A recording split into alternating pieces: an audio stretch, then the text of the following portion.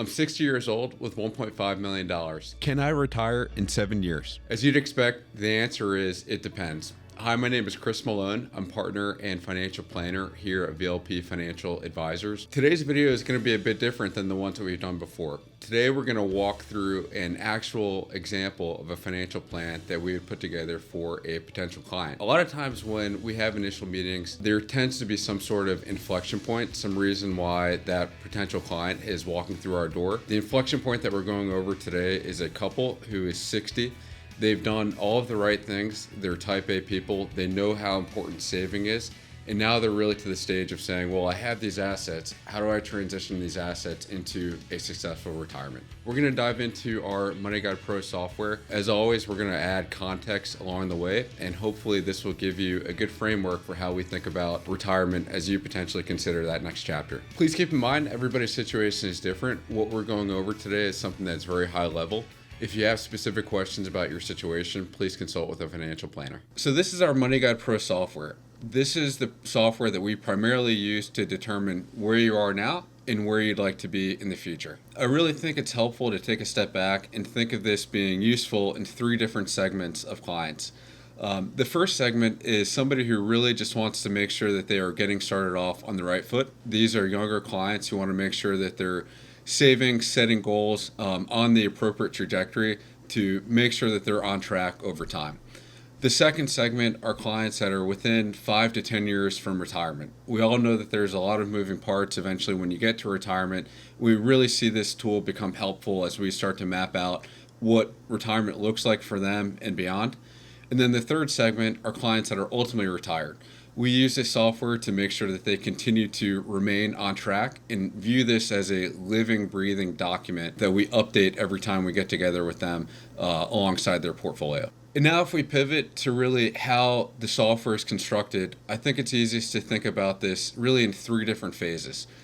Phase 1 is the data. This is everything that you have currently. This is your sources of income, your assets, your savings rate. These are sort of all of the knowns. When we think about phase 2 of the software, that is really the goal setting portion of our meetings. That is where we determine what your goals are, what your time horizon are for these goals, have a great conversation about how some of these things will likely come to fruition in the future. And then finally is the output of the software. Based on the data, based on your goals, are you on track or off track towards achieving those goals? All right, so let's dive into the data piece of our plan here today. So we've put together a sample plan. We have Matthew and Elizabeth, both in their early 60s, who are really in that middle segment of trying to determine if they have enough money to retire. They both make a healthy income, and then they also have 2 children, Allie and John, both who are older and now out of the house. So they really won't come into play for the purposes of this plan today. The main part of our data section of the plan is the investable assets. When we think about the 2 things that are most important for this section, one is going to be essentially what do you have, as in where are your investable assets as it relates to retirement accounts, non-retirement accounts, cash savings. Essentially all of those different pieces will obviously flow into your plan. And then the second really important piece of this page is what are your savings assumptions? That is something that we can toggle up and down over time, but we know that that's going to play a pivotal role to determining if you meet your goals or not.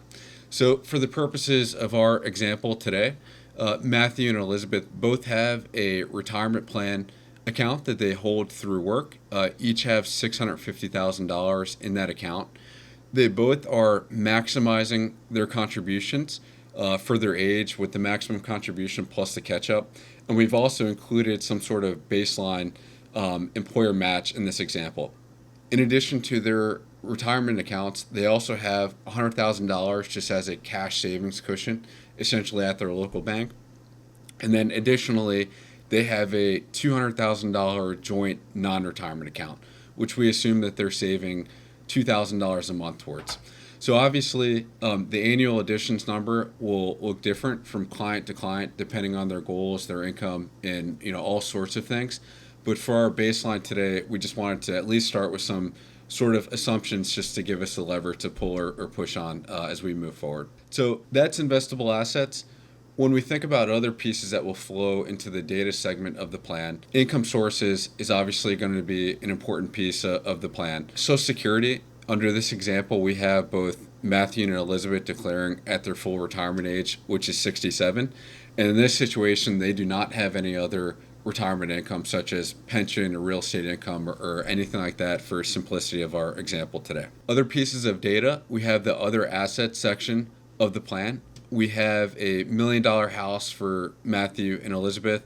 Assuming they live in Northern Virginia, this is something that's very reasonable. And it's important to think about how real estate flows into their plan. In this example, we do not want them to be dependent on selling their house, downsizing. Some of those things may or may not come to fruition, but we just want to really run this model essentially based on the investable assets that they have available to them. So we've covered investment assets, we've covered income sources, we've covered other assets that would flow into their plan.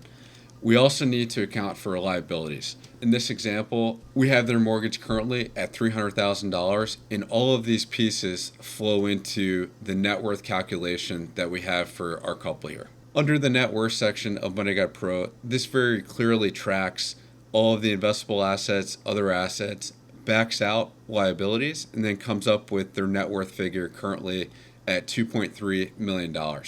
This is something that will fluctuate over time, obviously, with clients as they pay down debt, continue to save, but we always like to revisit this sort of top line figure with clients when we get together with them during our meetings. So now we'll shift gears to the goals section of the plan.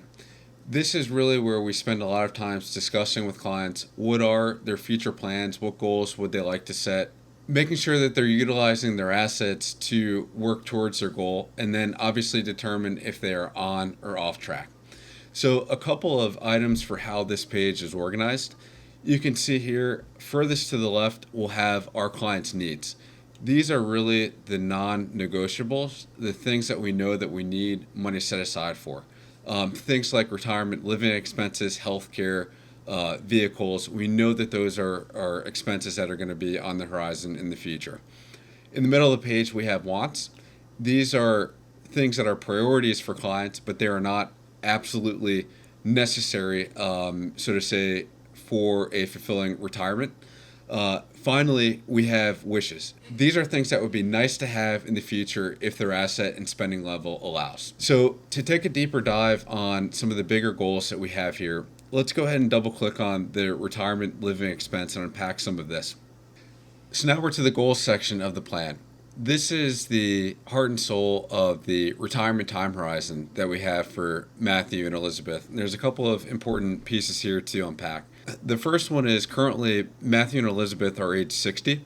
We need to establish some sort of baseline for us to work towards to be able to toggle time horizons either up or down, adjust savings rates, sort of all of those sorts of things that we need to work towards. Currently, we have them both retiring at age 67 in 2031 and having this money last them all the way through their early 90s. So Matt living to age 91, Elizabeth to age 94, just based on standard life expectancy tables. When we think about setting an expense number that's needed during retirement, we really think that it's best to think about that in terms of monthly income that's needed. Obviously, as you go to work over time, you're paid by paycheck. We tend to find that clients think about that sort of number in a monthly number. They don't necessarily know how much they spend on an annual basis, but once you break it down to that monthly number, that will give us a good baseline to at least start from. In this example here, we have Matt and Elizabeth spending $8,000 per month in retirement or $96,000 a year on basic everyday living expenses.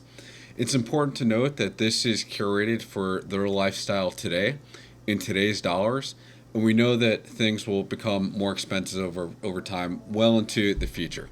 So the inflation rate that we have for this example is 3%. We know that things in the future will become much more expensive. Now, when we think about some of the context that we're able to provide after looking at this number with clients over the years, it's very rare that somebody can drastically change their lifestyle or their living expenses during retirement. And that can really work both ways. It's very rare that somebody who hasn't spent a lot of money over the years will fast forward to retirement and start spending a lot of money.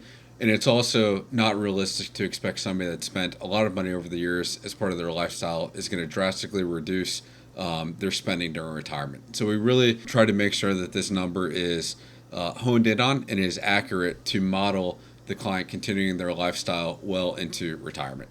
Other goals that we have on this page are things like healthcare, things like transportation, a car and truck. We know those are going to be expenses that are going to be need to be met during retirement. Under wants, we currently have travel, an annual budget of $20,000 per year. And then also we have $50,000 earmarked for being needed for a home improvement project. One bit of context to add about travel versus some of the other expenses on here, particularly the retirement living expense. We like to build this out separately for clients because we want them to feel good about spending that money. Through the ups and downs in the market, we want to make sure that they're able to enjoy what they've worked so hard for, enjoy them making all of the right decisions, and having that money walled off, we've noticed psychologically helps that client feel good about taking those trips and doing those extra things during retirement. Furthest to the right, we have wishes. Under this example plan, we have Provide Care. This is essentially a balloon healthcare event towards the end of planning.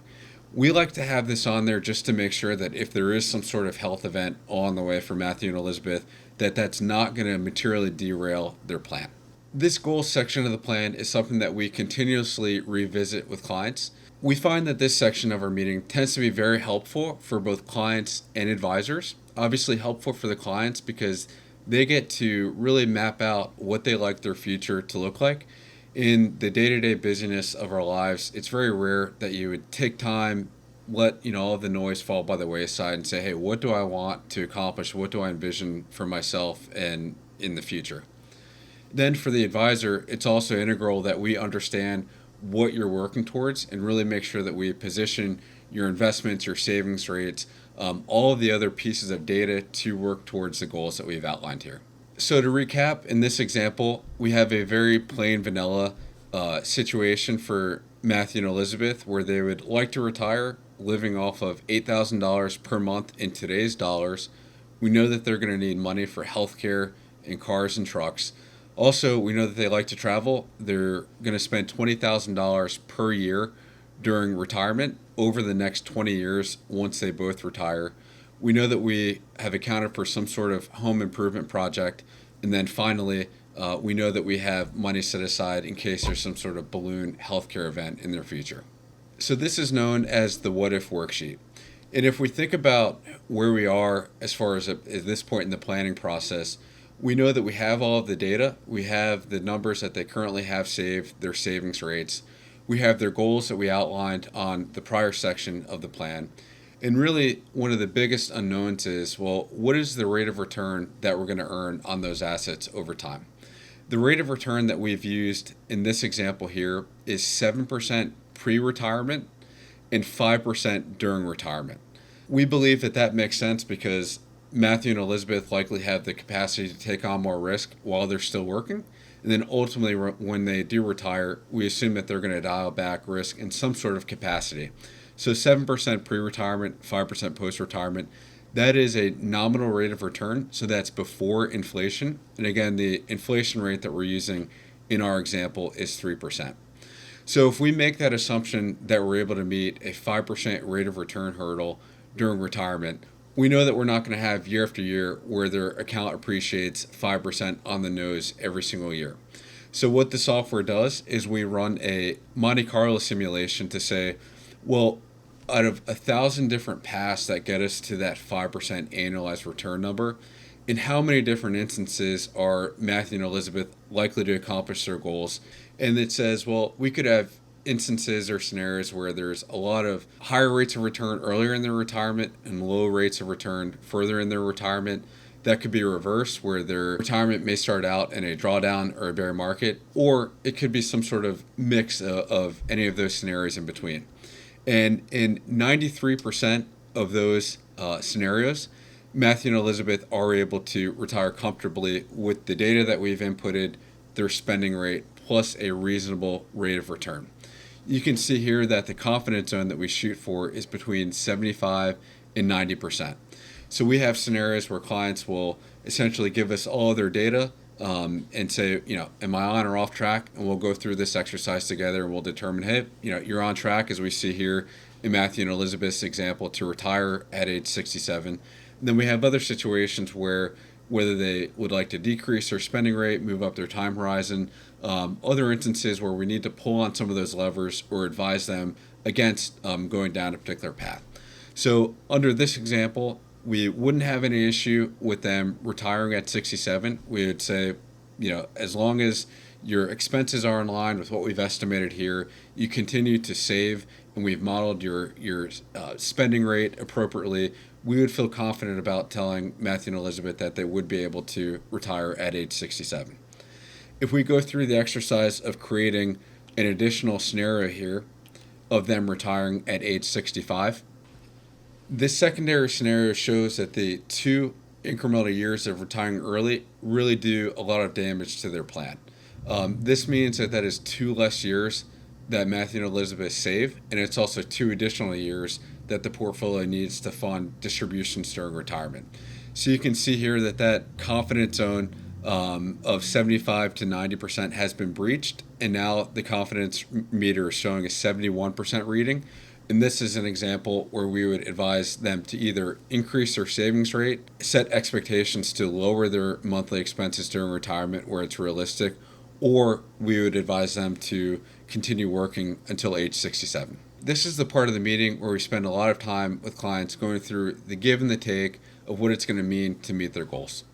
As you can see from our video, there is no right answer. It truly depends on your lifestyle, expenses, and a number of different moving factors. The most important thing to do is plan. If you're interested in working with a financial planner, please review our website. Visit us at vlpfa.com.